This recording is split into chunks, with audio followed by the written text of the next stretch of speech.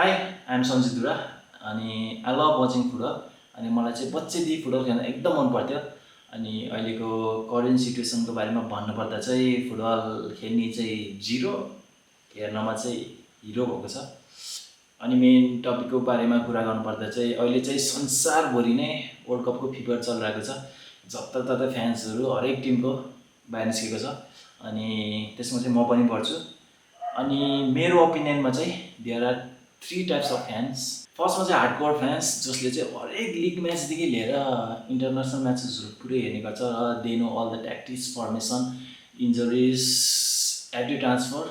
Basically भन्नुपर्दा they follow football every day. अनि सेकेन्डमा आउँछ रेगुलर फुटबल फ्यान्स जसले चाहिँ अलिकति बिग म्याचेसहरू मात्र हेर्ने गर्छ अनि they follow stars player like Ronaldo, Messi, Haaland, Mbappe, Yamal त्यस्तै। अनि कोर्समा चाहिँ अपडेट भइरहेको हुन्छ अनि अलिकति फुटबल न्युजहरूमा पनि अपडेट हुन्छ, तर they don't watch every single match.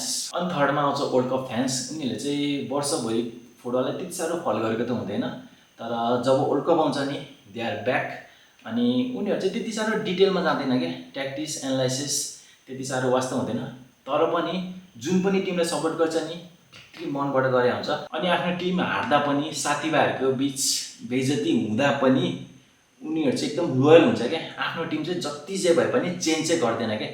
They are the world cup fans. अनि म चाहिँ भन्नुपर्दा यो 3 टाइममै पढ्छु, किन भन्दाखेरि अलिकति टाइम भयो भने म हरेक म्याचहरू पनि हेर्छु, अलिकति बिजी भयो भने स्किप गर्छु, जस स्कोरमा चाहिँ अपडेट भइरहेको छु फुटबलको बारेमा। अनि जब वर्ल्ड कप आउँछ आई एम अल्सो ब्याक। अनि आई एम सपोर्टिङ ब्राजिल। तपाईँहरूले चाहिँ कुन टिमलाई सपोर्ट गर्नुभयो? You can comment down below, let me know.